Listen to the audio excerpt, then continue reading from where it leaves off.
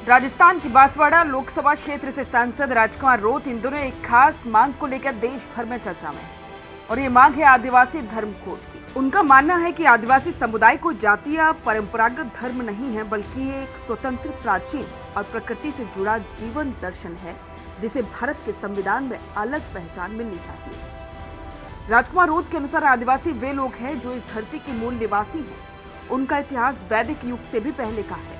वे ना तो हिंदू हैं, ना मुसलमान और ना ईसाई और ना ही किसी संगठित धर्म के अनुयायी। उनकी अपनी विशिष्ट संस्कृति, भाषाएं, रीति रिवाज, देवी देवता और पूजा पद्धतियां हैं जो मुख्य धारा की धार्मिक परंपराओं से बिल्कुल अलग है। और यही कारण है कि वे भारत सरकार से अलग आदिवासी धर्म कोड की मांग कर रहे हैं, ताकि उनकी पहचान संवैधानिक रूप से सुरक्षित रह सके। अब सवाल ये उठता है कि आखिरकार आदिवासी धर्म कोड की जरूरत क्यों है। राजकुमार रोत कहते हैं, आजादी के इतने वर्षों बाद भी आदिवासी समाज की पहचान स्पष्ट नहीं है। जनगणना में जब धर्म चुनने की बात आती है तो हमें मजबूरन हिंदू, अन्य या कोई विकल्प चुनना पड़ता है। इससे हमारी असली पहचान छिप जाती है। उनका कहना है कि ये सिर्फ सांख्यिकी या प्रशासनिक मामला नहीं है, बल्कि सांस्कृतिक अस्तित्व और आत्मसम्मान का सवाल है। ये बताते हैं कि जैसे सिख, बौद्ध, जैन और मुस्लिम धर्मों को संविधान में अलग पहचान मिली है, ठीक वैसे ही आदिवासी धर्म को भी एक स्वतंत्र कोड मिलना चाहिए। इसके माध्यम से न केवल उनके धर्म और संस्कृति को संवैधानिक सुरक्षा मिलेगी, बल्कि उनके अधिकारों को लेकर नीतियों में भी स्पष्टता आएगी। राजकुमार रोत बार बार इस बात पर जोर देते हैं कि आदिवासी संस्कृति का केंद्र प्रकृति है।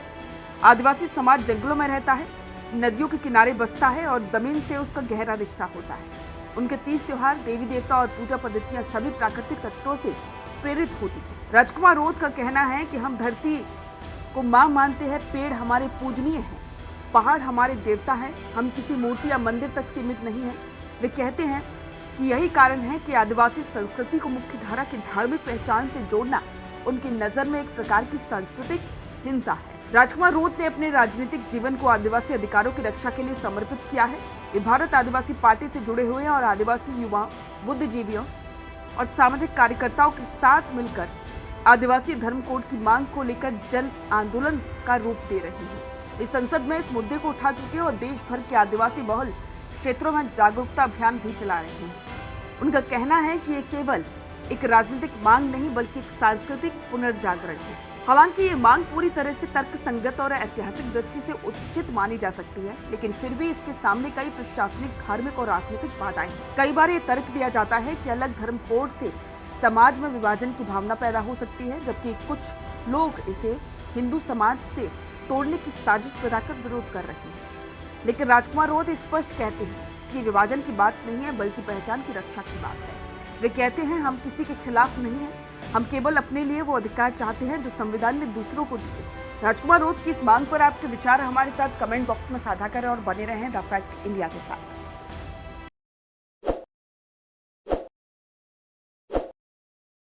ताज़ा खबरों के लिए विजिट करें द फैक्ट इंडिया की वेबसाइट और डाउनलोड करें द फैक्ट इंडिया ऐप।